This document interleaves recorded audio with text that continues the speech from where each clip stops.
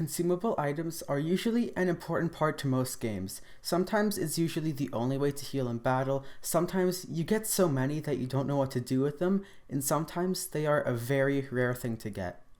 They are items that when you use them, they are gone forever, hence the name consumable items.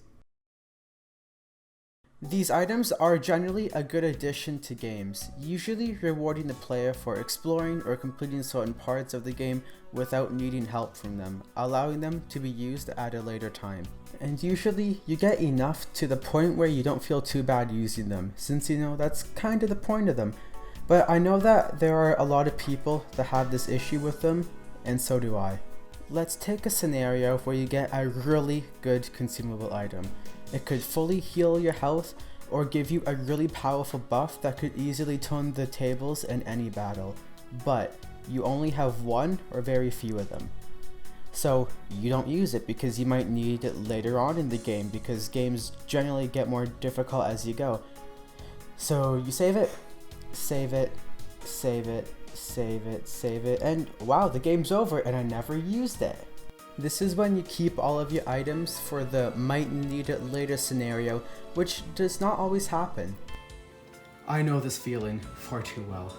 I never thought I would see the day that I procrastinate eating food. This is both a blessing and a curse. On one hand, you are playing it smart with your items. You only use them when you really need to, meaning you will have an easier time at the harder parts of the game. But at the same time, it could go so far to where you never actually end up using the item, so it's like you were given no item in the first place. An example of this item I would like to mention is the Soma in the Persona games. They fully refill the party's health and SP, and this is a game where SP management is one of the main challenges itself. You usually only get 1 to 2 throughout the game, and they essentially let you retry a battle and keep your progress in it. That is because it's the one item to fully fix almost everything. And this is a game where the majority of healing items heal you 10 to 20 health, which you usually use outside of battle, so you don't have to use up your SP on healing abilities. And then usually items within battle heal you around 100 or so.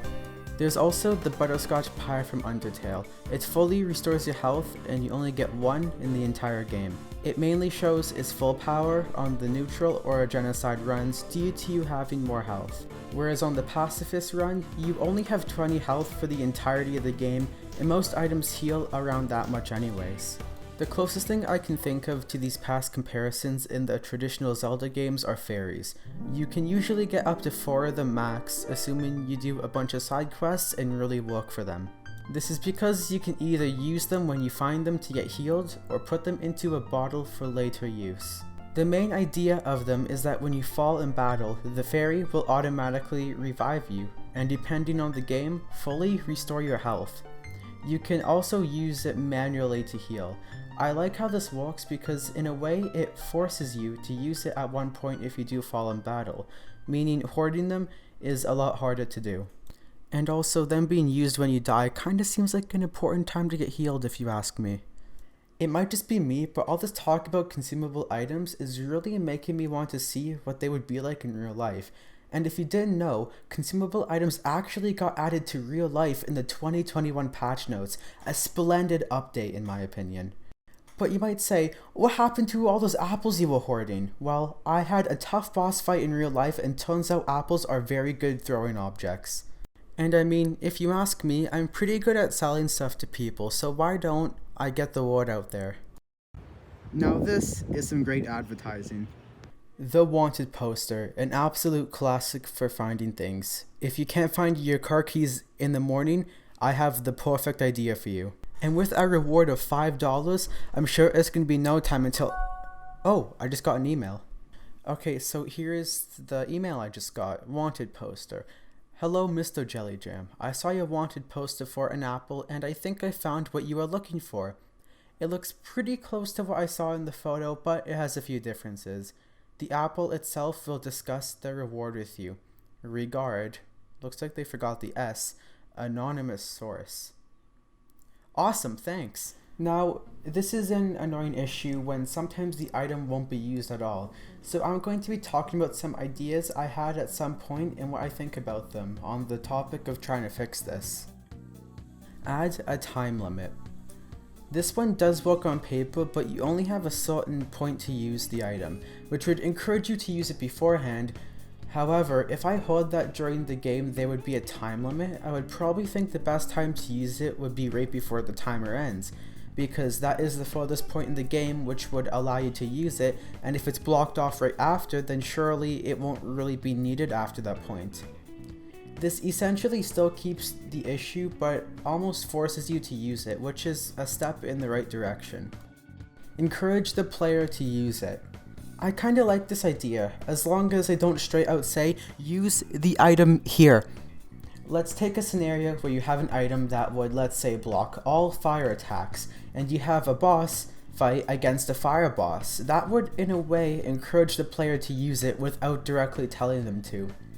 I always find it weird when the game tells me to use an item that I would generally be the one to make the decision to use it, unless if it's a quest item, then that's a completely different story. Whereas here, the game is telling you to use it, but it feels like you came up with the idea of using it, which in a way you did. Be able to use it multiple times. This is essentially giving the player 3 or more of the item instead of 1. Remove consumer wait. Now let's take a look at the ideas that seem to work best.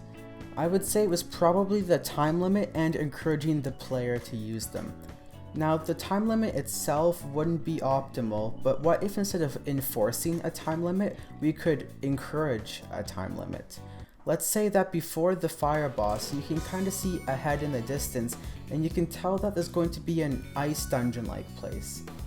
This would then make you think, well, the item's not going to have any use there, so then once you approach the fire boss, you will probably use it there. Now, this would only really work with situational items like this. As for healing items like a soma or butterscotch pie, the best I can think of is reducing the amount of times that you can heal during battle, so when the chance to heal does arrive, they are more likely to use it since they need to heal up faster. Yeah, this email is looking very sketchy to me. But am I dumb enough to actually give him my address? Did you not see the new patch notes? You have to wear a mask.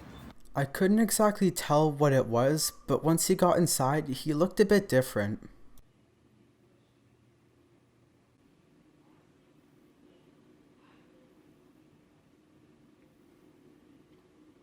Wait a minute. But what shocked me the most was when I spoke to him, he mentioned that he only wanted one thing, and that was my channel. But that wasn't part of the deal, right? If you wanted to scam someone for something, what would you give them? Your channel. Oh no. At least he doesn't want the $5 because apparently that is the net worth of my channel. And then the Apple got to work on his own computer, which I'm not one to judge, but I think he needs a better setup than that. But he gave me some very important instructions. Your new job at the JellyJam channel, stolen employee list. Okay, you are expected to consistent uploads, get good at art, work on your game, actually stream on Twitch. Those are just the qualities of a good YouTuber.